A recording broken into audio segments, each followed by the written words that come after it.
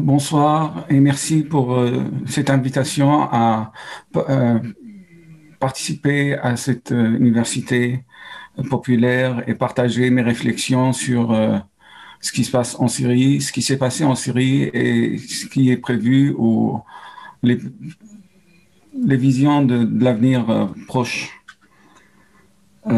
Tout d'abord, je commence par dire, en liaison avec ce que vous avez entendu déjà sur la Libye et le Yémen, que quand il y a eu la révolte populaire en Libye avant la, la militarisation des confrontations entre les Libyens, entre le pouvoir de Kadhafi et le peuple, quelques jeunes Syriens et Syriennes ont décidé de faire un sitting devant l'ambassade de Libye à Damas. Ils sont allés avec des bougies en pensant rester comme ça tranquillement pour exprimer leur solidarité avec le peuple libyen. Bien entendu, ce petit rassemblement qui n'a pas regroupé plus que vingtaine, trentaine de personnes, parce que c'était souvent des anciens prisonniers politiques, parce que les gens ordinaires qui n'ont pas connu vraiment les jeux de ce régime n'oseront pas se rassembler, n'oseraient pas se rassembler dans ce pays depuis les années 60. Alors, ces 25, 30 personnes qui ont déjà connu la torture, qui ont déjà connu la répression, ils se sont dit, on va être avec des bougies devant l'ambassade. Bien entendu, la réaction de la police syrienne, c'était de les matraquer et de les embarquer tous au poste. Ça a commencé comme ça déjà. C'était bien avant le début des manifestations en Syrie. Ma dernière visite à Alep, ma ville natale, c'était en décembre 2010 pour les fêtes de Noël. Sortant de chez moi, à l'époque, c'était déjà allumé en Tunisie, en Libye, en Égypte et ailleurs. En sortant de chez moi, je tombe sur une manifestation assez importante dans la rue principale. Et je me suis dit, quand même, ça commence ici aussi. Je me rapproche de la manifestation tranquillement pour voir de quoi il s'agit. Et j'observe d'abord la police très pacifique qui négligeait presque les manifestants, qui regardaient leur téléphone portable, qui prenaient quelques photos. Je me suis dit quand même, il y a quelque chose qui se passe de très positif. Je me rapproche encore plus pour savoir pourquoi ces gens-là manifestent. Et tout d'un coup, quelqu'un crie stop. Et il y a des techniciens qui courent vers moi en me disant, vous ne voyez pas qu'on est en train de tourner un film? Alors là, j'ai compris bien qu'on ne risque pas d'avoir une manifestation pacifique avec la neutralité de la police, la passivité de la police. Il s'agissait que d'un film qui était en tournage dans la rue principale de ma ville. Et j'ai quitté Alep en début janvier 2011 et quelques mois après, le 15 mars, c'est bientôt la commémoration de la 10e année, le 15 mars 2011, les gens ont commencé à manifester dans plusieurs localités, notamment dans le sud. Et pour aussi vous donner une idée sur ce qui existait comme système politique, Giovanna, elle a dit que les Assad sont au pouvoir depuis 1970, Assad père. Et quand il a désigné son fils aîné pour le succéder, mais son fils aîné, il a eu un accident de voiture. Il aimait bien les voitures de course, alors il a percuté un rond-point. Il est décédé en 93. Donc la famille fait appel au deuxième dans la catégorie des fils Assad pour venir et prendre le pouvoir en 2000. En 2000, la Constitution a été amendée en 5 minutes pour changer l'âge de président de la République qui était de 40 ans. Elle est devenue de 34 ans. Exactement l'âge du fils à l'époque. Et est devenu 34 ans pour une fois. une constitution qui a été amendée en 5 minutes.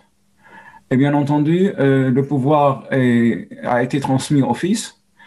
Et là commence aussi l'implication des forces étrangères dans le soutien de la dictature qui continue jusqu'à nos jours dans plusieurs pays, notamment l'Égypte et l'Algérie.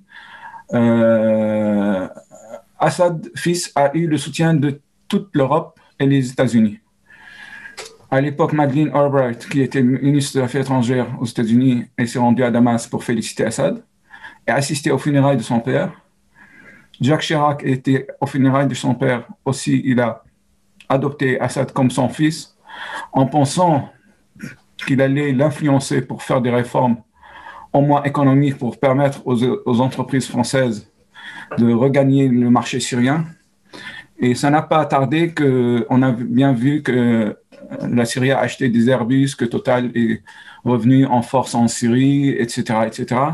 Mais en même temps, ça n'a pas duré longtemps pour voir que toute promesse de réforme n'a pas été respectée parce qu'en 2003-2004, on a recommencé la répression et l'arrestation de toute personne qui critique, même par un article, la situation économique.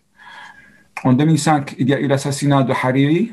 Hariri, c'était l'ami personnel de Chirac, et c'est Hariri qui a convaincu Chirac d'adopter Bachar al-Assad. Et quand Chirac a su qui a tué son ami, il a changé complètement son attitude envers Assad.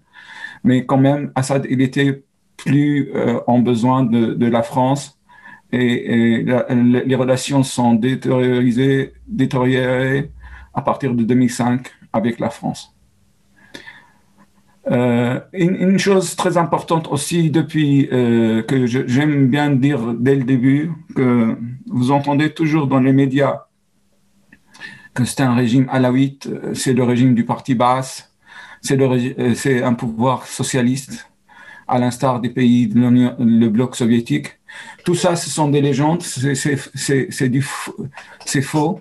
D'abord, le parti Baas, qui est théoriquement au pouvoir, n'existe plus en tant que parti, en tant qu'idéologie depuis 1970, depuis que le père est arrivé au pouvoir, parce qu'il a transformé le parti ainsi que toutes les autres institutions de l'État en un système sécuritaire, dans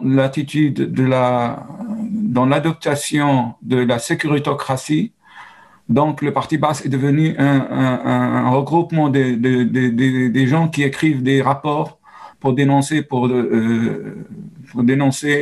ses voisins, leur famille et obtenir des avantages, des bourses, des postes, etc., etc. Il n'y a plus le parti Baas que nos ancêtres ou nos parents ont connu dans les années 50, 60, qu'on l'aime ou qu'on ne l'aime pas, mais quand même, c'était un parti avec une idéologie tout à fait claire et lisible. À partir de la famille Assad, le parti est devenu au service des services de sécurité, donc il n'y a plus de parti Baas. On ne peut pas parler de Baas comme étant au pouvoir en Syrie. Ensuite, aussi, toujours lier le pouvoir à la communauté alawite, c'est aussi pas juste du tout, parce que en Syrie, c'est le pouvoir, c'est la minorité du pouvoir et c'est pas le pouvoir d'une minorité. La minorité du pouvoir, elle peut être composée de toutes composantes ethniques, religieuses et n'est pas du tout. C'est vrai que la famille, comme toute famille, comme toute bande criminelle dans la Sicile ou à New York, elle est entourée par ses alliés qui sont de la même famille, de la même communauté pour la protéger, mais c'est pas dans leur philosophie, c'est pas pour promouvoir ou pour améliorer la situation de la communauté alawite. Au contraire, les zones habitées par les Alaouites sont les zones les plus défavorisées en Syrie, parmi les zones les plus défavorisées parce que l'ensemble de la Syrie était défavorisé, mais quand même les zones étaient très défavorisées. Et cela était aussi désiré pour pousser leurs jeunes à partir de leur campagne et regagner les forces de police et les forces armées.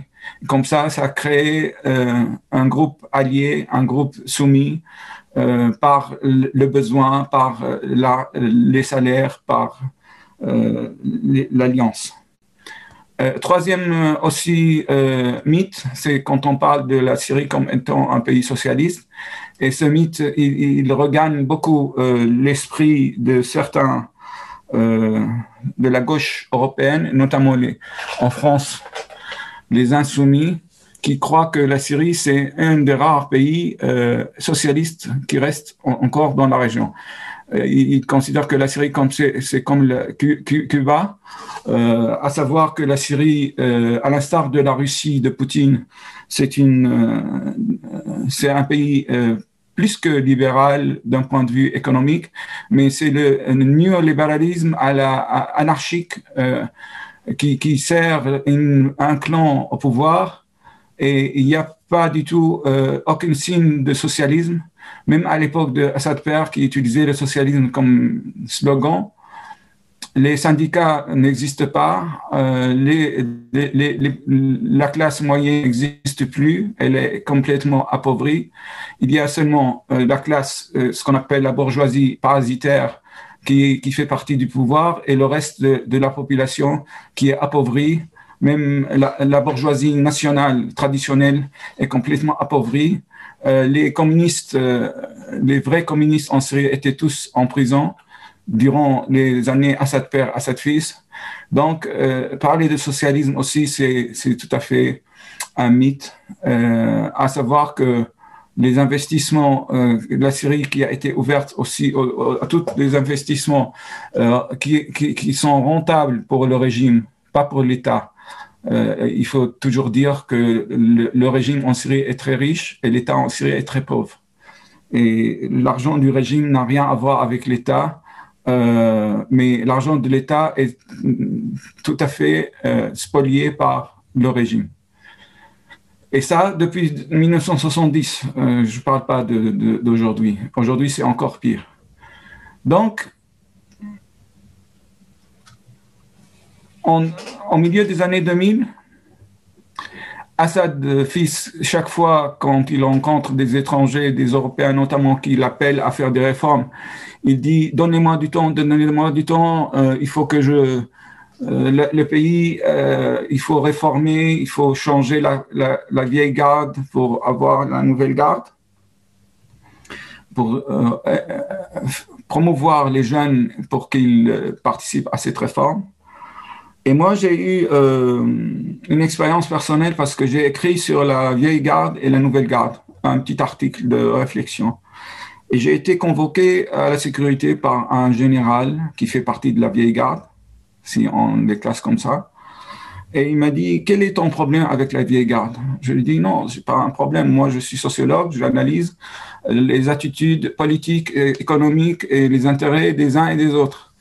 Il m'a dit, oui, d'accord, la vieille garde, dont moi je fais partie, nous sommes tout à fait corrompus actuellement.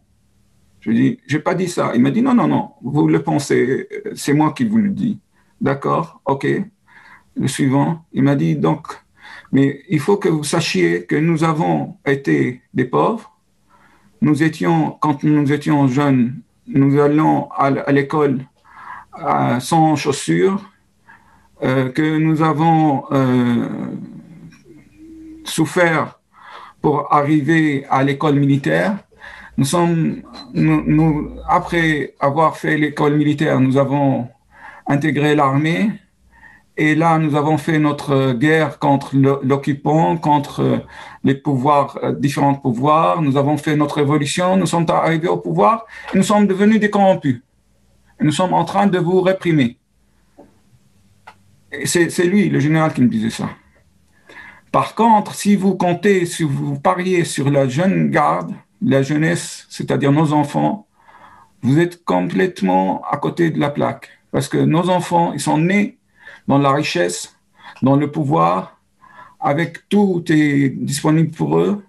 Ils n'ont jamais connu la pauvreté, ils n'ont jamais connu la souffrance, alors ils ne savent que vous spolier. Alors, à vous de choisir. Et c'était extraordinaire comme exemple parce qu'il me donne le choix entre des voleurs qui ont déjà du passé militant avec des jeunes voleurs qui n'ont jamais connu ce passé de militantisme. C'est pour vous dire aussi comment la réflexion de ce pouvoir, la réflexion, j'allais dire intellectuelle de ce pouvoir. Et quand vous pensez à cela, vous trouvez un peu de logique dans ce qu'il a dit, ce général, qui est toujours en poste. Donc, aussi, il y a, vu le système politique et économique complètement corrompu, la corruption servait surtout à maintenir les allégeances, à maintenir les clans autour du régime pour le soutenir, pour le protéger. Et en même temps, le système sécuritocratique imposait le parallélisme entre les différents services de sécurité. Je m'explique. En Syrie, il y a à peu près 5 différents services de sécurité, à part la police, bien entendu. Ces 5 services de sécurité ne travaillent pas ensemble, ils travaillent en parallèle. Leur point final, c'est le président. Donc, il n'y a aucune coordination, il n'y a aucune communication, et cette anarchie est voulue et désirée, parce que comme ça, on ne risque pas d'avoir un regroupement de services de sécurité qui risque de faire un coup d'État ou d'influencer la vie politique ou la vie du régime. Comme ça, chaque service espionne pas seulement la population, mais il a une mission d'espionner aussi l'autre service. Alors tout le monde dénonce tout le monde, et comme ça, cette anarchie organisée sert le système à contrôler et continuer à contrôler le pouvoir. Moi, quand j'étais directeur de l'Institut français, j'ai été presque quotidiennement affronté à ces 5 services. C'est-à-dire, si j'ai une conférence, j'organise une conférence, une exposition, quelconque activité, je n'ai pas droit à une interrogation, j'avais droit à 5 interrogations. Et quand j'appelais les gens à avoir les informations de leurs collègues, ils me disaient: on n'a aucun contact avec eux, vous allez nous dire la même chose. Et vous n'allez pas seulement nous dire la même chose, vous allez nous dire qu'est-ce que vous avez dit à nos collègues de l'autre service, pour savoir si les collègues de l'autre service posaient des questions différentes que les leurs. Bon, ça c'est très organisé. Il ne faut pas croire que c'est complètement le chaos du tout. C'est très organisé, c'est très fin, j'allais dire. Mais la corruption tellement était devenue endémique que aussi la situation économique est devenue vraiment catastrophique. Ce qui a poussé aussi beaucoup de gens à quitter leur campagne et habiter dans les ceintures de pauvreté autour des grandes villes, notamment Damas, Alep, Hama, Homs, ce qui a créé aussi des zones de non-droit, des zones anarchiques sans aucun service, sans service de santé, sans éducation.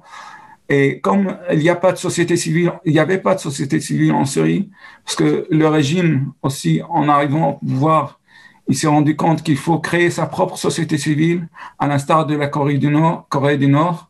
Et parce que Assad père, il s'est rendu à Corée du Nord en 73, il a beaucoup aimé comment Kim Il-sung arrivait à contrôler toute la société. Alors, il a créé, à partir de l'enfance, les élites du parti basse, c'est-à-dire quand on est à l'école maternelle, secondaire, lycée, collège, toujours il y a une organisation liée au service de sécurité qui encadre la génération en question. L'union des femmes, l'union des ouvriers, l'union des villageois, tout ça, ça a été aussi comme des branches de la sécurité. C'était pas du tout pour présenter les intérêts de ces groupes, c'est pour contrôler ces groupes. Donc, pas de société civile pour prendre en charge la vacance de l'État dans les zones anarchiques, les zones pauvres. Et c'est là où aussi les prémices de la révolution, on a pu les constater avec quelques révoltes limitées, avec les faubourgs de Damas, Douma, Daraya, sont des anciennes villes, mais qui sont devenues avec l'immigration des campagnards, sont devenues aussi des zones énormes de pauvreté et de non-loi. Et les manifestations ont commencé en 2011 dans ces zones. Encore une fois, un autre mythe qui circule beaucoup dans les médias, on vous parle de la guerre civile en Syrie. En Syrie, il n'y a pas eu, jusqu'à nos jours, il n'y a pas eu de guerre civile. On peut parler d'une guerre en Syrie, et notamment une guerre contre les civils, qui a commencé avec la répression très violente des manifestants pacifiques en 2011. La répression, je ne parle pas des canons à eau, je ne parle pas des LBD, je ne parle pas de bombes gaz lacrymogènes, je parle de mitraillettes, je parle des chars, et plus tard je parlerai des hélicoptères qui lançaient des bombes, des barils de TNT, sur les quartiers où les gens manifestaient. Donc, cette violence inouïe qui a commencé très tôt avec les premières révoltes, avec les premières manifestations, à savoir que les manifestants ont essayé ou ont toujours essayé d'être le plus pacifique possible. Le régime n'arrivait pas surtout à affronter ces manifestations pacifiques et il cherchait toujours à les militariser pour avoir la légitimité parce que le pouvoir toujours il a la légitimité d'utilisation de la violence et à tel point que les services de sécurité garaient des voitures pleines de fusils dans les quartiers la nuit pour que les gens se lèvent le matin et trouvent des fusils à leur portée. Et les jeunes allaient toujours amener la voiture à la police en disant « on a trouvé une voiture pleine de Kalachnikov, on vous la remet ». Et ça n'a pas marché alors. Cette attitude de armer les manifestants n'a pas du tout fonctionné.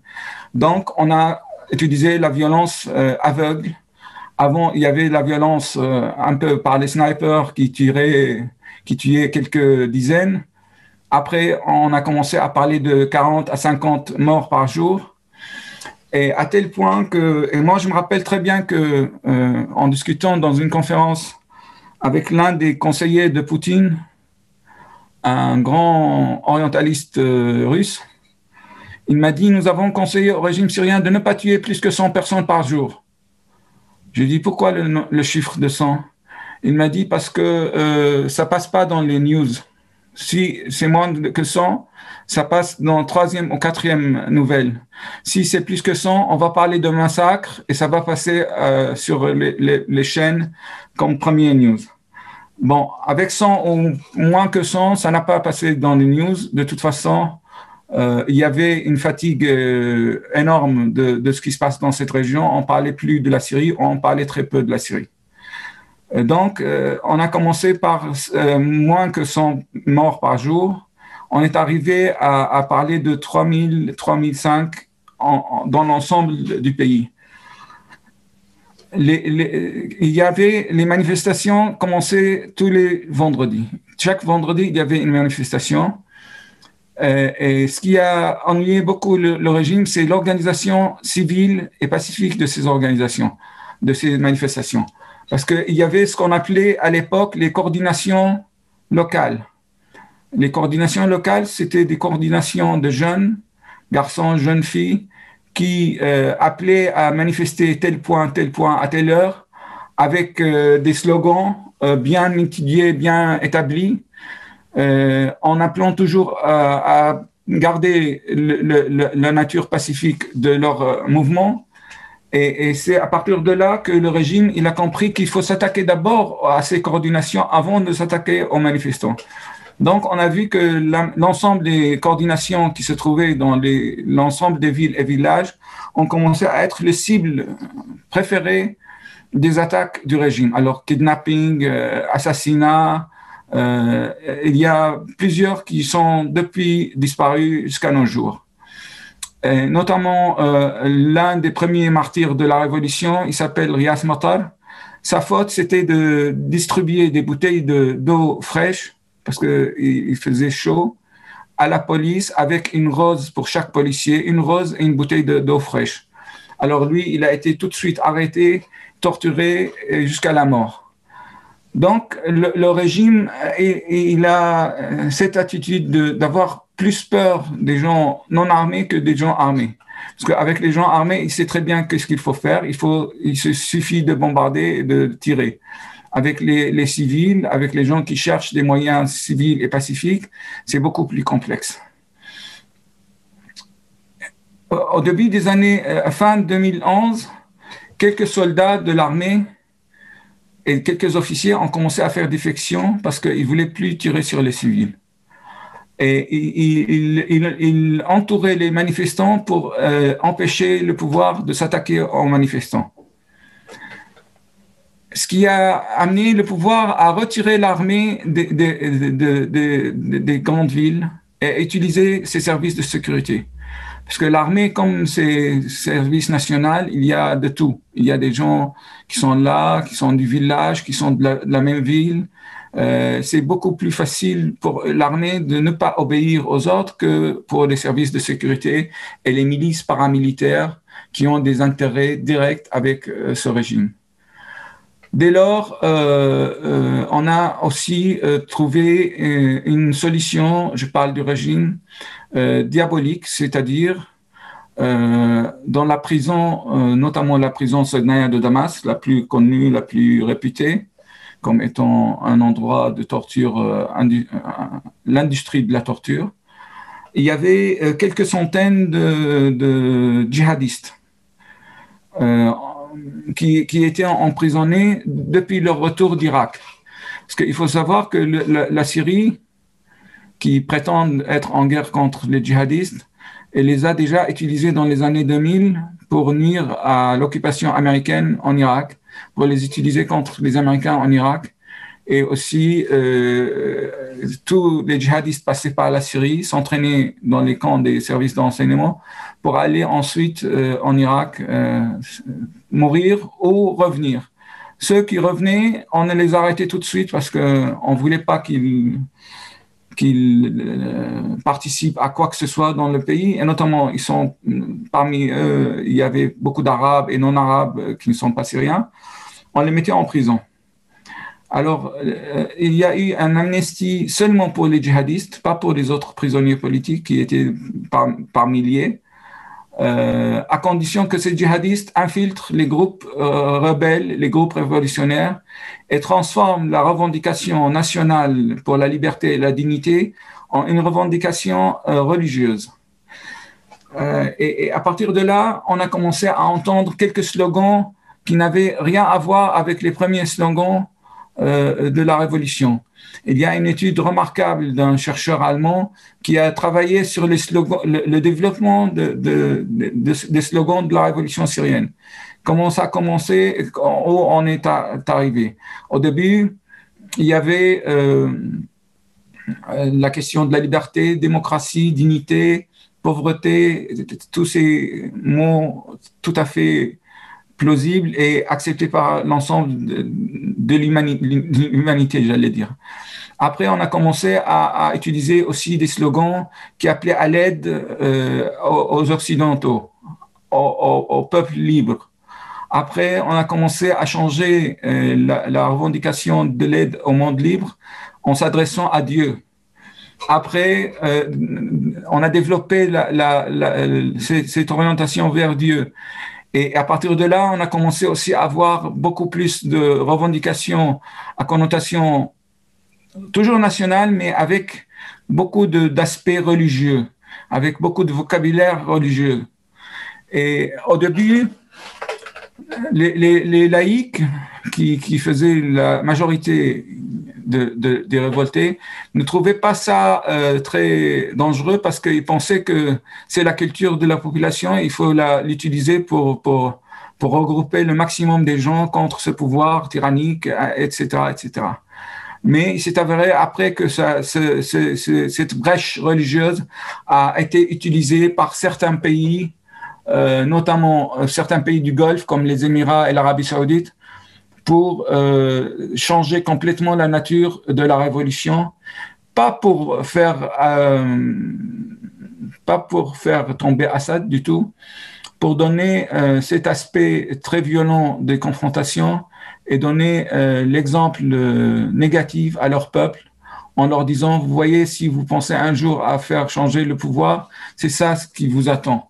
La Syrie et les confrontations qui sont devenues des confrontations très, très violentes est devenu un exemple à enseigner presque dans les différents pays du Maroc, comme en Algérie, comme dans les pays du Golfe, pour dire ne vous soulevez pas parce que vous voyez qu'est-ce qui risque les peuples qui se soulèvent.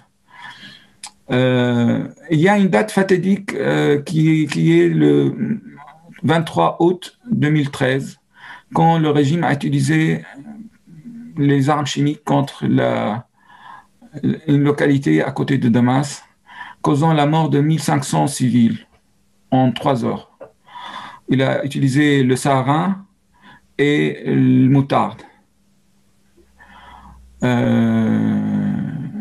Et là, on a tout de suite, les Syriens, ils ont dit non, l'Occident, il ne va pas accepter ça, parce que même si c'était tout à fait naïf de la part de l'opinion publique qui croyait aux menaces de la France et des États-Unis quand ils parlaient des lignes rouges, que l'usage des armes chimiques c'est une ligne rouge, on n'accepte pas. Mais il faut souligner que un baril de TNT qui n'est pas du tout chimique tue beaucoup plus que les armes chimiques. Mais les armes chimiques, je peux vous dire pourquoi ça a effrayé l'Europe, c'est parce que ça peut être utilisé un jour contre Israël. C'est tout ce qui inquiétait l'Europe et l'Occident par rapport aux armes chimiques. C'est pas le sort du peuple syrien, parce que le peuple syrien se faisait tuer par les armes conventionnelles. Il n'avait pas besoin des armes chimiques. Les armes chimiques, c'est un plus. Mais l'avantage des armes chimiques, pour être cynique, c'est qu'ils sèment la terreur. Les gens crèvent sans recevoir ni balles, ni obus, ni quoi que ce soit. Ils sont étouffés. Et les scènes qu'on a sur cette journée-là, franchement, si vous les regardez, vous allez tous avoir très, très peur. Et ça a marché très, très bien. Et ça a impacté les esprits de l'ensemble des Syriens. Et cette date, et pourquoi je dis elle est très importante, parce qu'à partir de cette date, on a vu l'émergence de ce qu'on appelle Daesh, l'État islamique. À partir de cette date, ces types qui n'avaient aucun accueil, aucune acceptation dans la société, sont devenus plus forts. Ils sont adressés aux gens en disant: alors, vous avez compté depuis 2 ans sur le monde libre, vous avez attendu l'aide et le soutien des démocraties occidentales. Voyez ce qu'ils vous donnent. Vous n'avez qu'à venir vers nous. Nous avons Dieu à notre côté. On vous donne de l'argent, on vous donne des bons salaires. Pourtant, avant, c'était des gens qui combattaient sans rien, ils mangeaient presque rien. Et l'État islamique est devenu l'allié objectif du régime. Je ne dis pas que l'État islamique a été créé par le régime, mais c'était 2 alliés. L'un avait besoin de l'autre, parce que le régime, dès l'émergence de l'État islamique, il a commencé à dire au monde entier: vous voyez, je suis en face à des terroristes et des terroristes qui vous effrayent, qui vous font des attentats en France, ailleurs. Venez m'aider, acceptez que je détruise la moitié de mon pays. Les premiers qui ont combattu l'État islamique, aussi les médias en Occident n'en parlent pas, les premiers qui ont combattu l'État islamique en Syrie, c'est ce qu'on appelait l'armée libre. L'armée libre, c'était l'armée de la révolution, qui n'existe plus maintenant. L'armée libre, ils ont combattu l'État islamique, ils ont réussi à les déloger d'Alep et d'autres localités importantes. Alep, quand elle est tombée dans les mains du pouvoir en 2016, il n'y avait pas d'État islamique à Alep, il n'y avait que les rebelles de la ville. Donc, la ville a été détruite par des bombardements de l'aviation russe sans avoir personne de l'État islamique.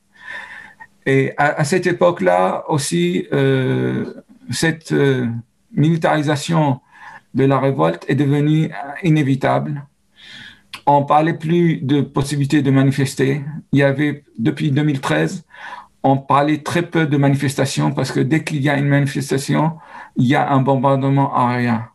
Et les barils de TNT qui utilisaient les nitrates d'ammonium qui ont explosé dans le port de Beyrouth, et il faut que vous sachiez que le port de Beyrouth, il était là où on stockait les nitrates d'ammonium pour les faire utiliser en Syrie dans les barils de TNT. Et ça a explosé et ça a causé la mort de centaines de Libanais. Et jusqu'à maintenant et jusqu'à toujours, il n'y aura pas de résultat de l'enquête parce que s'il y a une vraie enquête, on va savoir qu'est-ce que faisaient ces nitrates d'ammonium dans le port de Beyrouth depuis 2013. Donc, là, la situation depuis 2 ans, bien entendu, les Russes sont intervenus d'une manière directe en 2015 à la demande du général Qasem Soleimani, personnellement, qui s'est rendu à Moscou pour convaincre Poutine d'intervenir parce que en 2015, Damas était presque encerclé par les rebelles. Et le pouvoir, il a perdu l'armée presque sans armée, seulement avec des milices paramilitaires. Le Hezbollah libanais, il est impliqué dans les massacres en Syrie. Il y a des milices aussi chiites d'Iran, d'Afghanistan et d'Irak. Et dans le nord, il y a eu aussi les groupes kurdes, les forces américaines, les forces spéciales françaises. Il y a eu plusieurs nationalités dans les groupes djihadistes. La Syrie est devenue vraiment un espace ouvert pour toute ingérence étrangère. La Turquie est intervenue aussi par peur de développement des forces kurdes. La Turquie maintenant occupe une partie de la Syrie. Les Russes occupent la majorité de la Syrie. Maintenant, il y a aussi une guerre politique entre la Russie et l'Iran pour contrôler les matières premières, notamment le phosphate et le gaz en Syrie. Les Russes veulent les avoir en disant que nous avons investi dans ce pays pour le protéger ce régime. Il faut nous récompenser. Israël dans tout cela, vous allez me poser la question, Israël dans tout cela, Israël, elle a une règle qu'elle respecte toujours parce que elle considère que le régime Assad était un régime qui a respecté l'armistice de 1974. Les frontières avec Israël sont les plus sécurisées de l'État d'Israël. Alors, Israël a fait pression sur l'Europe à un moment donné et sur les États-Unis pour que le régime soit préservé en disant un général qu'on connaît, c'est mieux qu'un général qu'on ne connaît pas. C'est la règle de Ariel Sharon, déjà. Et moi, j'ajouterais aussi que Israël, la démocratisation du monde arabe nuit beaucoup à Israël parce que maintenant, Israël, elle peut signer des accords de normalisation avec les dictateurs, mais avec les régimes issus des urnes dans le futur, ces régimes reflèteront le désir et la volonté de la population qui n'est pas du tout pour une normalisation, pas pour des raisons religieuses ni culturelles, pour des raisons d'occupation et de colonisation. Tant qu'Israël occupe et développe ses colonisations, le peuple arabe n'accepte pas la normalisation. Alors, il n'y a qu'un moyen de faire la normalisation, c'est d'avoir des régimes dictatoriaux comme l'Égypte, tous ceux qui ont signé avec Israël, et ils ne reflètent pas du tout la volonté de leur population. Ils ne l'ont jamais respecté, ils ne le respecteront jamais. Maintenant, la Russie est un acteur très important sur la scène syrienne parce que c'est eux qui contrôlent le régime. Le régime, il n'a aucune souveraineté.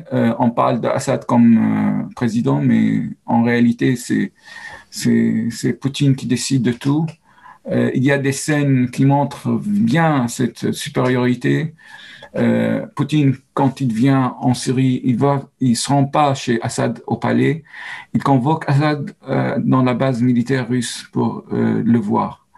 Euh, un journal russe a mis sur sa première page une phrase qui veut dire beaucoup. Quand Assad a contredit ou il n'a pas exprimé son accord avec une décision russe quelconque, le journal, il a écrit « C'est le chien qui remue la queue, c'est pas la queue qui remue le chien ». Donc, le message était très clair. Et on a très bien vu, vous avez peut-être vu aussi ce que la télévision russe a diffusé comme scène humiliante par rapport à Assad. Quand Assad marchait à côté de Poutine, devant les militaires russes, il y a un soldat qui a pris Assad par la main, par le bras, pour lui dire « tu t'arrêtes là » et Poutine continue la marche tout seul. Et ça a été filmé par la télévision russe et ça a été diffusé par la télévision russe. C'est pour montrer au monde entier qui est le décideur en Syrie. Donc, maintenant, s'il y a un espoir, et moi, je suis comme le romancier palestinien Emile Habibi, je suis peptimiste. Peptimiste, c'est un mot néologique qui a été inventé par Emile Habibi pour mélanger entre optimiste et pessimiste.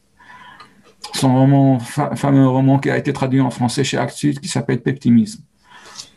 Je suis pessimiste. Je ne crois pas que les Russes vont abandonner leur contrôle de la Syrie. Et je ne pense pas que la solution sera dans cet abandon, parce que ça y est, la Syrie, maintenant, c'est une base russe. Mais il faut que les Russes, l'espoir, c'est qu'il y a un changement en Russie. Et cet espoir est aussi un rêve. Parce que la Russie est maintenue de main de fer et on a bien constaté comment la scène politique est gérée en Russie. Mais il faut que les Russes, des gens rationnels en Russie, se rendent compte que leurs intérêts en Syrie ne peuvent pas être préservés qu'en améliorant, je ne dis pas en changeant radicalement, mais en améliorant la situation politique, en assurant une transition politique quelconque, mais qui ne préserve pas des criminels de guerre, criminels contre l'humanité. Et entre guillemets, il y a quelques jours seulement, comme par hasard, parce que ça fait 13 ans, 11 ans que les organisations humanitaires fournissent des rapports à la communauté internationale, ce n'est qu'il y a quelques jours qu'on a parlé de 900 000 documents sur l'implication du régime dans des crimes contre l'humanité. 900 000 documents. Donc, ça, on le savait, nous, depuis 11 ans, mais personne ne voulait nous entendre, personne ne voulait le mettre en valeur. Maintenant, on en parle. Alors, c'est pas pour punir qui que ce soit, c'est surtout pour faire pression politique dans le jeu politique régional et international. Il n'y a pas beaucoup d'espoir dans la nouvelle administration américaine, pas parce que il faut rien attendre des Américains, mais parce qu'ils ont d'autres priorités. La Syrie n'est pas du tout dans leur liste de priorités. Il y a l'Iran, le Golfe, les relations avec la Chine, la Russie. Le seul espoir, c'est que quand ils vont négocier avec l'Iran ou avec la Russie, ils vont peut-être inclure le volet syrien. Ça va être un volet de plus, ça va pas être le volet principal des négociations. L'Europe ne fait que payer pour l'humanitaire. L'Europe est devenue une grande ONG humanitaire. Il s'est contenté de cela, parce que, comme je dis toujours, il n'y a pas une politique étrangère européenne. L'Europe n'existe pas, pour moi, l'Europe existe peut-être en ce qui concerne la pêche, les normes européennes pour les lessives, mais tout ce qui est en relation avec les relations internationales, chaque pays gère ses relations différemment que les autres. Vous savez que l'Union européenne sanctionne les responsables des crimes en Syrie, mais certains pays comme la Bulgarie, la Roumanie, la Tchéquie, la Pologne et l'Italie ne respectent pas ces sanctions et reçoivent Ces gens-là peuvent circuler dans ces pays. L'Europe a demandé à tous ses membres de retirer leurs ambassadeurs. Il y a toujours l'ambassade d'Autriche, Tchéquie, Roumanie, Bulgarie. Donc, il n'y a pas de politique européenne unifiée.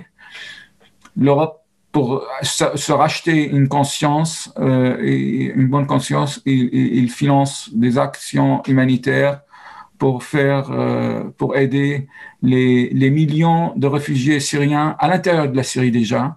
Parce que, comme vous le savez, il y a 7 millions qui ont quitté la Syrie. Il y a à l'intérieur de la Syrie 4 à 5 millions de déplacés. Il y a aussi plus que 2 000 millions de morts. Il y a plus que 200 000 personnes disparues dans les prisons. Et on parle d'1,5 million de handicapés à cause de la guerre. Donc, la situation est tout à fait catastrophique au niveau humanitaire, au niveau politique, au niveau tout. Les Nations Unies n'existent pas. Pour se donner aussi une bonne conscience, ils ont lancé des négociations autour de ce qu'ils appellent la Constitution, comme si le problème de la Syrie, c'est d'avoir une Constitution. Le problème en Syrie, c'est d'appliquer une Constitution quelconque.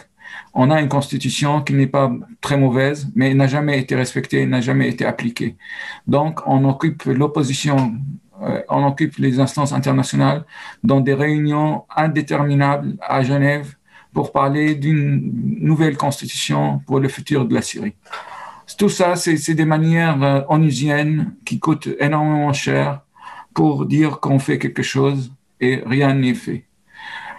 Maintenant, il y a quelques jours seulement, un tribunal allemand a condamné un réfugié syrien à 4 ans de prison parce qu'il s'est avéré que ce réfugié était un ancien agent des services de sécurité et qui était responsable de torture pour une courte période au début de la Révolution et après il a quitté pour fuir vers l'Allemagne. C'est un espoir, mais c'est très individuel, c'est tout à fait allemand. On ne risque pas de l'avoir en France. Pourtant, parmi les victimes, il y avait des citoyens français, mais la France, jusqu'à maintenant, c'est très compliqué pour faire des procès contre des crimes contre l'humanité qui n'ont pas été commis en France. L'Allemagne, la Suède, l'Autriche commencent maintenant à ouvrir des dossiers, mais je ne pense pas que ça va être bientôt ouvert en France. Et bien sûr, ces procès ne concernent pas seulement les criminels du côté du régime, parce que aussi, durant 10 ans, 11 ans de guerre, il y a eu des criminels parmi tous les groupes qui ont participé à la guerre. Il ne faut pas innocenter qui que ce soit, mais bien entendu, 90% des crimes ont été commis par le régime et le reste par les différents groupes armés qui se trouvent sur la scène en Syrie. L'État islamique a été vaincu territorialement, mais son activité continue, ses actions continuent. Tant qu'on ne trouve pas une solution politique juste pour toute cette région, on va continuer à regretter notre démission, là je parle en tant qu'Européen, notre indifférence et notre soutien à des dictateurs sous prétexte que ces dictateurs allaient combattre le terrorisme, à savoir que tous ces régimes ont intérêt à avoir du terrorisme pour se garder au pouvoir, pour avoir un ennemi intérieur, pour faire la guerre à leur population. Et vous voyez très bien en Égypte, sous prétexte de faire guerre aux islamistes et aux terroristes islamistes, on fait la guerre à tous les libéraux, à tous les démocrates, à toutes les organisations des droits de l'homme, et on emprisonne tout le monde. Donc, c'est très utile d'utiliser le prétexte des djihadistes et des groupes islamistes pour réprimer et continuer à réprimer. Et j'espère que ça n'arrivera pas un jour en Europe et qu'on ne se transforme pas en semi-dictature qui, sous prétexte de combattre le terrorisme, vont produire des lois liberticides. Je pense que j'ai fait mes 50 minutes. Sûrement, j'ai pas pu parler de tout. Sûrement, il y a des choses encore à développer, mais je vous laisse le soin de m'interroger dans vos questions sur tout ça. Merci beaucoup, Salam, pour ton récit. Hélas, on le connaît un peu et c'était difficile de continuer à t'entendre. Mais voilà, effectivement, il y aura plein de questions, certainement. Peut-être aussi sur l'avenir, sur quoi bâtir les choses. Mais déjà, il y a une première question dans le chat, donc je vais te la transmettre. En partie, peut-être tu as un peu répondu, mais je te la lis quand même. Alors que l'Occident soutenait plus ou moins les révolutions arabes à leur début, par exemple en Tunisie, en Libye, en Égypte, il semble d'emblée craindre la révolution syrienne et une chute du régime. Comment tu expliques cette particularité? Pourquoi ce traitement spécial pour la Syrie par rapport aux autres révolutions arabes qui ont été plutôt encouragées? Moi, je ne crois pas que la révolution syrienne, tunisienne à ses débuts a été encouragée. Au contraire, Ali Omari, elle a proposé même d'envoyer des experts techniques pour améliorer la répression. Oui, la police, oui. Et bon, quand ils ont vu les dirigeants européens que la rue était plus forte que les dirigeants, tant qu'ils ne font pas recours à la violence aveugle, comme il l'a fait la Syrie, ils risquent de tomber. Ce sont des châteaux en cartes. Alors, ils ont changé tout de suite et ils ont commencé à soutenir ces révolutions. La Syrie, au début, il y avait un soutien aussi dans les discours, notamment, par exemple, l'un qui a soutenu par conviction la révolution syrienne, je le dis franchement, c'est Alain Juppé. Il y croyait complètement, mais bon, le régime syrien, avec l'aide de tous ses alliés, il a réussi à transformer la nature de la révolution, à lui donner cette dimension religieuse. Et là, entre parenthèses, je veux raconter une anecdote très importante, très révélatrice. Au début de la Révolution, il y a un grand journaliste français qu'on écoute maintenant sur toutes les chaînes, qu'on considère comme le spécialiste du Moyen-Orient. Il m'a téléphoné pour me dire qu'il allait partir en Syrie et qu'il allait aller à Alep. Et il m'a demandé de le mettre en contact avec des gens sur place. Je l'ai mis en contact avec des amis, des pacifiques, des gens démocrates. Il m'a téléphoné de là-bas en me disant « Mais il n'y a aucun djihadiste parmi tes amis ?» Je lui ai dit « Mais parce qu'il n'y a pas de djihadistes. À l'époque, il n'y avait pas de djihadistes. » Il m'a dit « Oui, mais non, moi, je viens ici pour faire un papier sur les djihadistes. » Je dis « Mais tu fais un papier, tu dis que j'étais à Alep, je n'ai pas vu des djihadistes. » Il m'a dit « Mais non, mon rédacteur en chef sera fâché. Il faut que je fasse un papier sur les djihadistes. » Et il a rajouté en me disant « Écoute, tes amis, ils sont un peu barbus. Ils ne peuvent pas jouer les djihadistes pour que je fasse mon reportage et on n'en parle plus après. » Je dis, écoute, si je dis à mes amis de jouer les djihadistes avec toi, ils vont commencer avec le djihad contre toi. Alors, tu dégages tout de suite. Et depuis, je ne lui parle plus, ce grand spécialiste du Moyen-Orient. C'est pour vous dire qu'il n'y avait pas de djihadistes. C'est pour vous dire que ça a été créé de tout. Ça a été créé pas seulement pour l'intérêt du régime, parce qu'il a amené l'Occident à se débarrasser de ce dossier, mais ça a été créé aussi par cette répression aveugle, parce que les gens dans cette région sont des gens religieux, sont des gens croyants. C'est la croyance sociale, la croyance pacifique, la croyance très modérée. Mais quand vous poussez les gens vers le mur et vous les bombardez, vous les asphyxiez avec les armes chimiques, vous leur dites il ne vous reste que le Dieu, que le spirituel pour se réfugier, ils vont se réfugier chez le diable. Alors si Dieu il est là, c'est mieux que le diable. Donc il y a plusieurs facteurs qui ont amené à la transformation de la nature très pacifique vers une nature plus religieuse. Et c'est à partir de là que l'Occident, il a dit, ah, s'il y a des barbus, c'est pas plus une révolution, sont des terroristes. Et là aussi, quand on met tout le monde dans le même panier, comme on le fait maintenant en France, on met tout le monde dans le même panier, on pousse les gens qui ne voulaient pas être ce qu'ils deviennent à devenir ce qu'ils ne voulaient pas être. Vous comprenez? C'est-à-dire, les gens qui ne sont pas du tout radicaux, ils deviennent des radicaux parce que vous les poussez, vous leur dites, vous n'existez pas en tant que non-radicaux, vous n'existez pas. Alors, ou vous n'existez pas, ou vous existez en tant que des radicaux. Alors, ils deviennent des radicaux pour qu'on reconnaisse leur existence.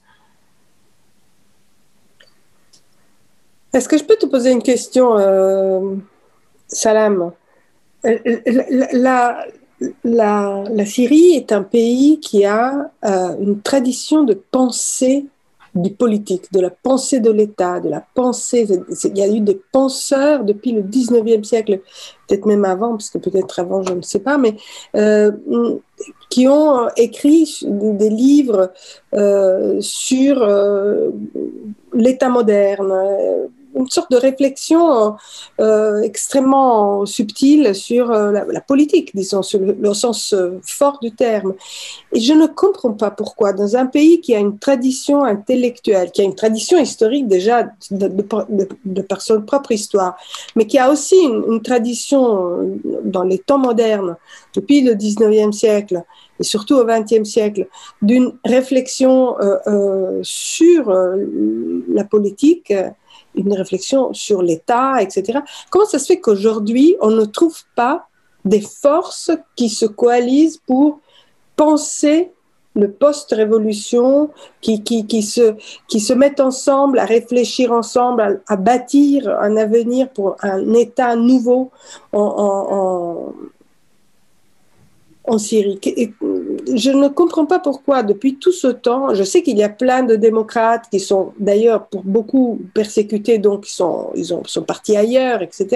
On a plein de connaissances dans ces gens qui réfléchissent un peu à l'avenir, mais qui n'ont pas beaucoup de poids aussi parce qu'ils sont exilés, ils ont été obligés d'exiler. Mais en Syrie, comment ça se fait qu'il n'y a pas une espèce il y a un terreau intellectuel évident et il n'y a pas quelque chose qui se met en route pour construire, enfin sur quelle force on peut construire un avenir pour rebâtir le pays et reconstruire un État démocratique. C'est une question compliquée, je suis désolée. Non, mais tu as raison parce que bon, il y a eu beaucoup de mouvements politiques qui ont émergé en Syrie. Ouais. Parti communiste, le premier parti communiste arabe, il a émergé en Syrie. Le premier parti, plusieurs partis laïcs aussi, ils ont commencé en Syrie dans les années 20, 30, même 40. À l'époque de l'Empire, les Syriens jouaient un rôle très important au sein de l'Empire, même contre l'Empire ou avec l'Empire. Alors, ils faisaient de la politique. Mais c'est pas pour vous dire, pour être extrémiste, mais le régime Assad, il a tué tout élan intellectuel. Il a ou bien emprisonné les élites, ou bien il les a cooptés, ou bien il les a poussés à l'exil. Donc, il a appauvri la scène publique, la scène, comme je vous ai dit, la société civile était interdite. Toute activité civile était interdite. La culture était appauvrie.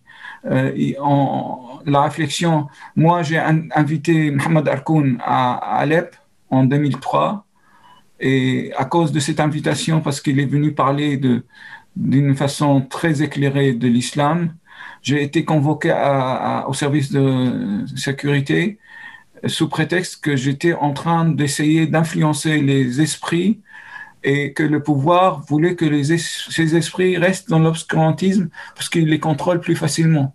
Et c'est eux qui vous le disent. C'est pas que c'est moi qui a compris ça. Non, ils me l'ont dit verbalement comme ça. Ils m'ont dit, nous, On veut que les gens restent dans leur ignorance, dans l'obscurantisme, et comme ça, on les contrôle par un cher, par un barbu, on les module comme on veut, on les manipule comme on veut.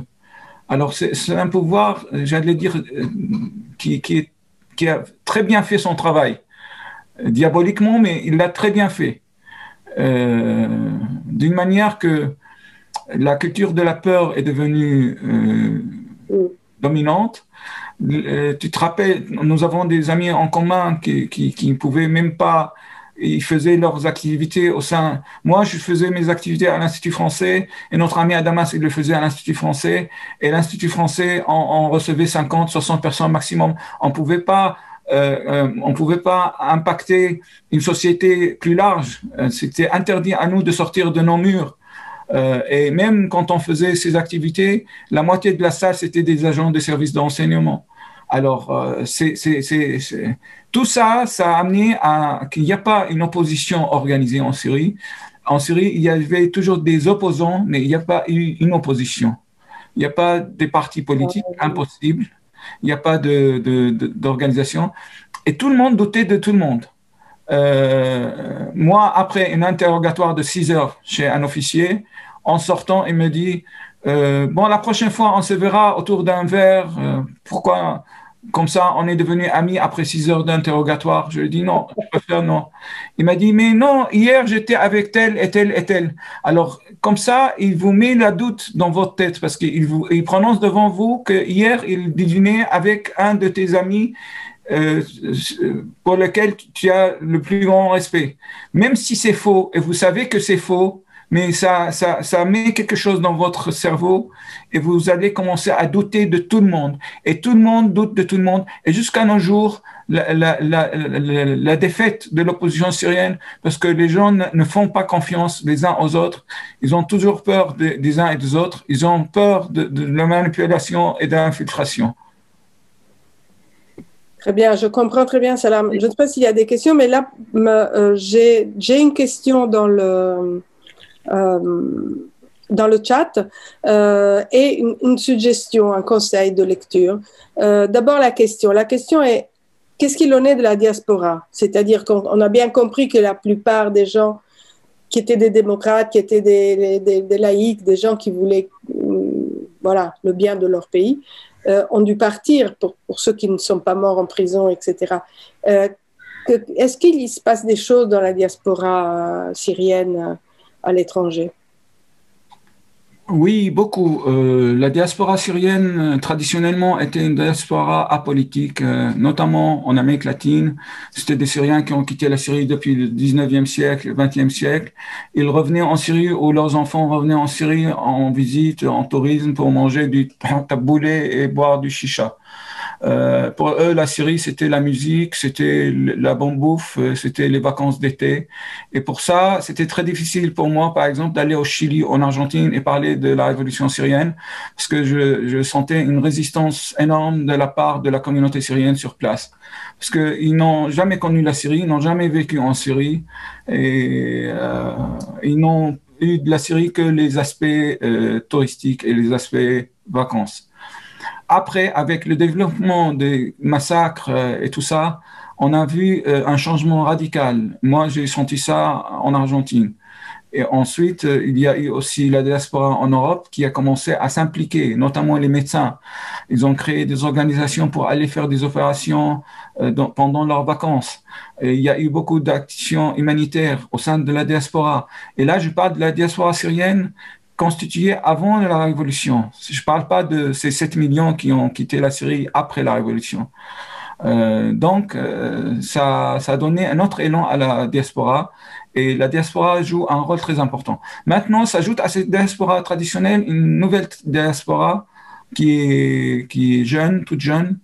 Et moi, je crois que cette nouvelle diaspora va jouer un rôle très important dans l'avenir. Actuellement, cette nouvelle diaspora s'implante en Europe, notamment en Allemagne. L'intégration est parfaite ou presque parfaite.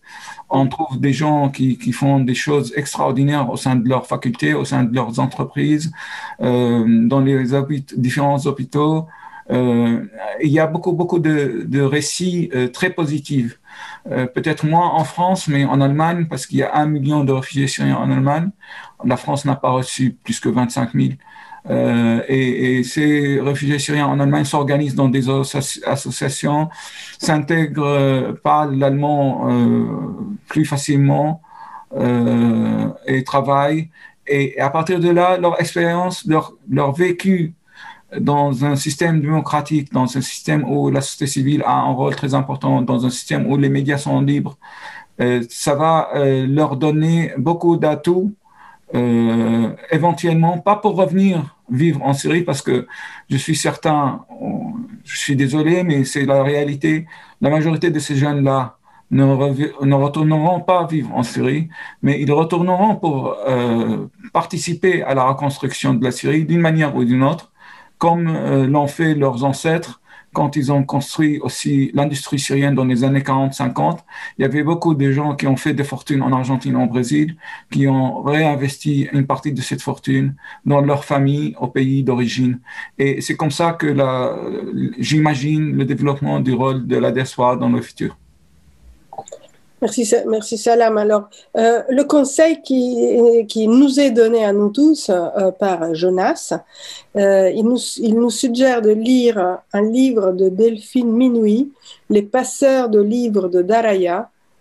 Et ce livre, dit-il, illustre totalement les propos de M. Salam Kawakibi. Je ne sais pas si tu connais ce livre. Je connais très bien. Tu le connais? Oui, très très bien. C'est des jeunes. Je répète, mais il est sur le chat, vous pouvez le voir. Les passeurs de livres de Daraya, de Delphine Minoui.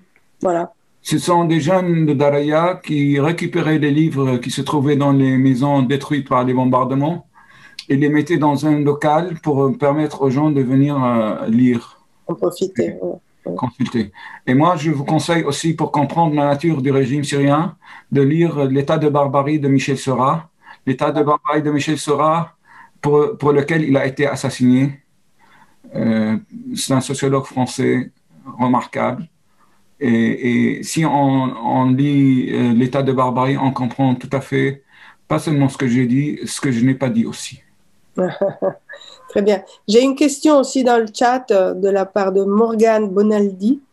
Alors, pensez-vous que le partage actuel du territoire syrien en zones d'influence est amené à durer? Le régime a-t-il l'intention de récupérer le contrôle d'autres zones avec l'aide des Russes? Ça risque de durer, notamment si les Russes ne veulent pas récupérer le reste parce qu'ils veulent satisfaire les Turcs d'un côté, les Américains de l'autre côté, parce que les Américains sont dans le nord-ouest, nord-est, et les Turcs sont dans le nord-ouest. Si les Russes trouvent que c'est un bon partage, ça facilite leur tâche en Syrie. C'est pas Assad qui décide, comme j'ai dit tout à l'heure. Tout ça, c'est réglé entre Russes, et Turcs et Américains. D'accord. Est-ce qu'il y a d'autres questions ou bien je ne sais pas si Morgane Bonaldi est satisfaite de cette réponse ou si ça va pour elle ou si elle veut des précisions. Mais sinon, quelqu'un d'autre voudrait poser une question? Parce que moi, j'ai toujours la même question que je vais reposer forcément à chaque fois, parce que c'est est-ce que ça va changer quelque chose en Syrie, le changement, disons, de présidence de l'administration américaine? Que tu saches. Voilà, que tu imagines. Seul espoir, c'est que il y aura plus de politique dans l'action américaine. Parce que Trump, il faisait plaisir à certains naïfs quand il traitait Assad d'animal, quand il bombardait, il a bombardé une base militaire en Syrie, quand il a assassiné Qasem Soleimani, le général iranien. Ouais, en Irak. En Irak. Mais en réalité, tout ça, ça a rendu un très mauvais service à la cause syrienne. Parce que d'abord, la base militaire bombardée par les Américains, elle a été évacuée quelques heures avant parce que les Américains, ils ont coordonné leur frappe avec les Russes. Donc, ça satisfait quelques naïfs, mais de l'autre côté, le régime n'a rien perdu. Alors, sa force de frappe contre les civils a été préservée. Mais juste pour dire qu'on a bombardé une base militaire.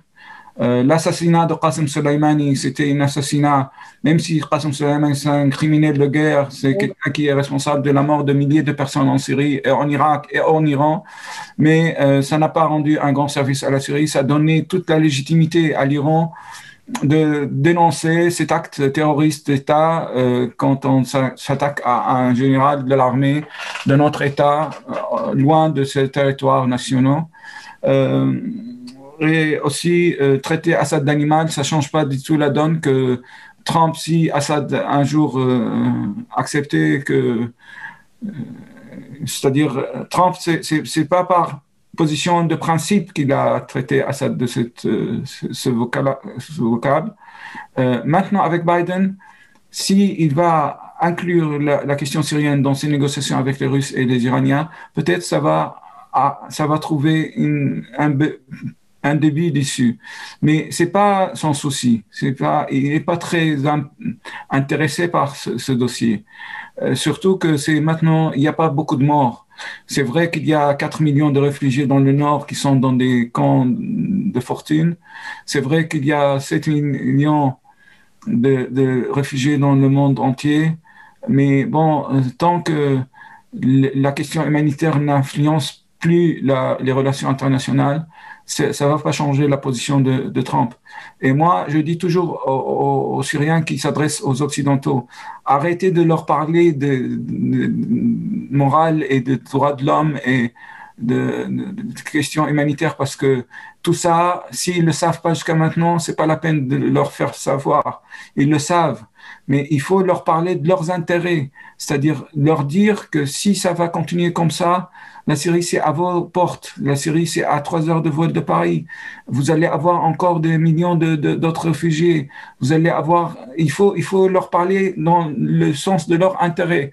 Parce que si on va leur dire les Syriens sont dans une situation humanitaire catastrophique, ils crèvent de froid et tout, mais et alors? Quand est-ce que ça a changé une attitude politique de quelques pays que ce soit dans l'histoire moderne? Si quelqu'un prétend il est intervenu dans quelques pays pour des questions humanitaires, c'est faux. Mais on peut l'utiliser, mais c'est toujours faux. Justement, il y a une question importante sur ce que tu viens de dire. Est-ce que l'aide humanitaire internationale, finalement, ne contribue pas à soutenir le régime? L'aide des Nations Unies, oui. L'aide. Hein? Alors, il y a plusieurs sortes d'aide. Il y a l'aide, par exemple, l'Union européenne, non, parce elle s'adresse notamment dans les camps de réfugiés. Elle est ciblée. Pardon? Elle est très ciblée, donc. Très ciblée. Par contre, les Nations Unies, bien sûr, tout ce que les Nations Unies fournissent à la Syrie tombe dans les mains du régime. Et les Nations Unies savent très bien cela, mais ils font rien contre parce que c'est une bureaucratie interétatique. C'est scandaleux. C'est-à-dire, quand vous voyez les bâches des véhicules militaires de l'armée syrienne, sont tous des bâches issues des tentes données par l'UNICEF. On voit encore là-dessus le logo de l'UNICEF. Mais c'est comme ça, les Nations Unies, c'est toujours été comme ça. Et moi, à Sarajevo, j'ai vu sur le mur un mot très significatif. C'était écrit UN et en dessous, c'était écrit United Nothing. Écoute, d'ailleurs, il y a une question qui t'est posée, qui est, est-ce qu'il y a encore une présence américaine dans l'est de la Syrie? Le nord-est, oui. Nord-est, oui. Et alors, autre question importante, il y en a même deux qui vont dans le même sens. Au regard de la situation actuelle, que pourrait faire la France aujourd'hui? Que peut-on faire à notre échelle, dit un autre de nos... La France, avec M. Macron, bon, déjà, on est mal servi parce que d'un côté, la gauche, qui est incarnée par les insoumis, croit toujours que, notamment Jean-Luc Mélenchon, croit toujours que Moscou, c'est la capitale de l'Union soviétique. Alors, il a félicité Poutine pour son rôle en Syrie et il a même dit je félicite Poutine pour le nettoyage de la ville d'Alep. Il faut oser le dire ça. Par contre, le gouvernement actuel, M. Macron, vous vous souvenez quand il a dit je n'ai pas un problème avec Assad, il a un problème avec son peuple, mais il n'a pas un problème avec moi. Moi, mon problème, c'est avec l'État islamique. Donc, c'est un message très clair. Et de plus en plus, il y a le courant réel politique qui domine maintenant. Et je crois que la France ne fera rien de positif dans le volet syrien. Tout récemment, par exemple, au Liban, le Hezbollah, il a assassiné Luqman Salim, un intellectuel libanais qui critiquait beaucoup Hezbollah. Tous les ambassadeurs sont rendus pour présenter leurs condoléances, sauf la France, puisque la France, elle a renoué avec le Hezbollah. Et dans la dernière visite de M. Macron à Beyrouth, il a dit devant tout le monde que le Hezbollah, c'est un parti politique libanais comme les autres. Il faut le prendre en compte. Bon, on se demande dans quel contexte Mélenchon a dit ce que tu as dit, la citation que tu as fait de lui. À plusieurs reprises. Il suffit de taper. Et là, il y a un député aussi aujourd'hui qui a Axel, je sais pas, Axel quelque chose. Je viens de lire son tweet. Aussi, il a critiqué la frappe américaine contre les bases des milices chiites iraniennes dans le nord de la Syrie. Sans dire ces détails, il a dit c'est une frappe terroriste contre un État souverain. Mélenchon, il suffit de taper sur YouTube ou sur Google, de voir Mélenchon plus Syrie, vous allez voir toutes ces déclarations, quand il a, notamment après la chute d'Alep, autour de décembre 2016, quand il a félicité Poutine pour le nettoyage de la ville d'Alep. Alors, on a encore quelques minutes, pas beaucoup de minutes, mais il y a encore quelques questions, notamment, dans quelle mesure les crises au Liban ont impacté la situation sur le terrain en Syrie?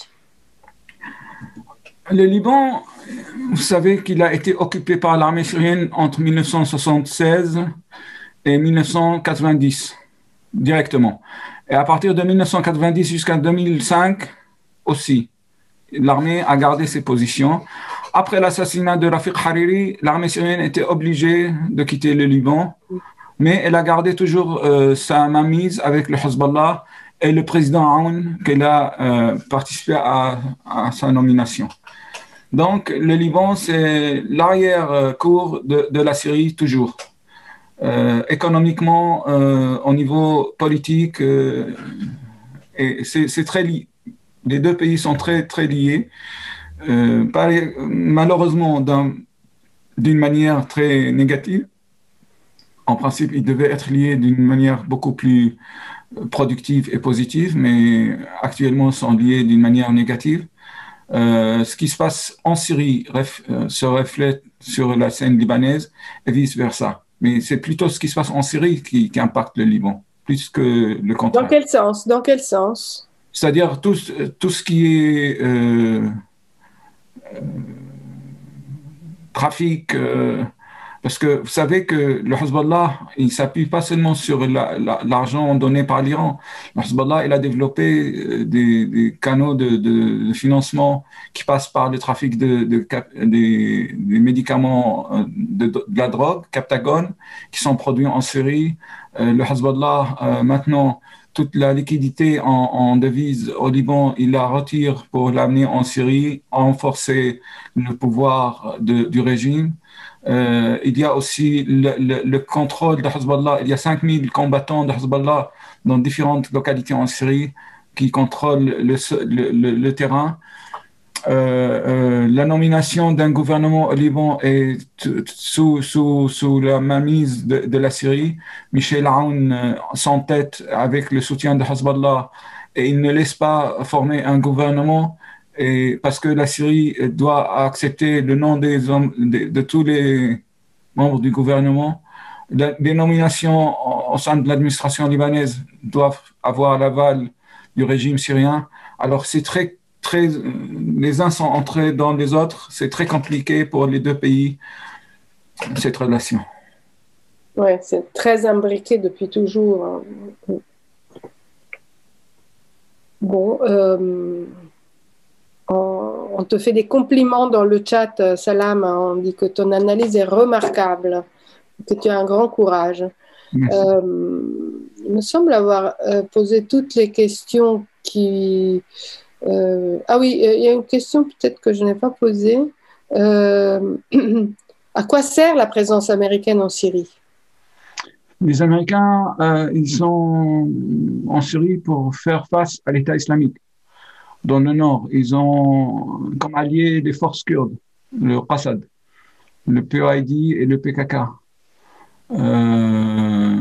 Ils ont participé au bombardement de Deir ez-Zor et de Raqqa avec les forces kurdes pour déloger. Bon, à savoir que Raqqa, il y a eu beaucoup de civils morts à cause de ces bombardements. Les autres forces européennes n'ont pas participé à ces bombardements aveugles. Les Américains, ils ont été impliqués, mais ni les Français ni les Britanniques n'ont pas voulu bombarder de cette manière massive. J'ai encore une question. Tu as encore un peu de force pour répondre. Donc, on te pose cette question qui est assez importante. Peut-on espérer un rapatriement des enfants de djihadistes dans les camps syriens, qui sont dans les camps syriens, rapatriement en France?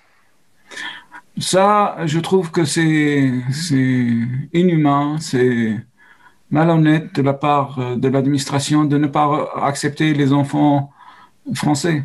Ce sont des Français, c'est pas des gens qui ne sont pas français qui demandent de venir en France. Leurs parents peut-être sont fautifs, sont criminels, sont ce que vous voulez, il faut les juger, mais les enfants sont responsables de rien, ce sont des victimes. Alors si la France refuse de les rapatrier, je trouve ça fuir sa responsabilité et ne pas respecter ses valeurs.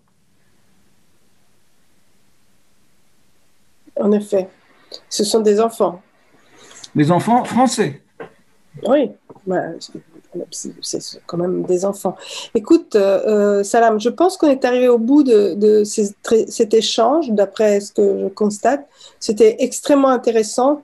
Beaucoup de compliments sur le chat, vraiment passionnant. Moi, je trouve qu'elle est dure, hein, ton analyse. Il faut évidemment t'écouter et réfléchir à ce que tu dis. Parce que c'est très difficile d'imaginer l'avenir, en fait, en définitive, pour l'instant. Mais voilà, l'histoire n'est pas finie. On te remercie énormément, vraiment beaucoup, beaucoup. Beaucoup. Et donc, c'était extrêmement intéressant. Et du coup, j'espère qu'on te recevra à nouveau pour faire un nouveau point sur la situation de la Syrie. Après, ces beaux souvenirs de révolution dans les rues pacifiques, avec les chansons, avec les artistes mobilisés. Maintenant, on est un peu dans une sorte de hiver de la démocratie, mais les saisons passent. C'est une partie sombre de notre histoire. Oui, ça c'est sûr. Oui, ça c'est sûr. En tout cas, merci infiniment et on te réinvitera absolument pour faire une mise à jour de ces informations.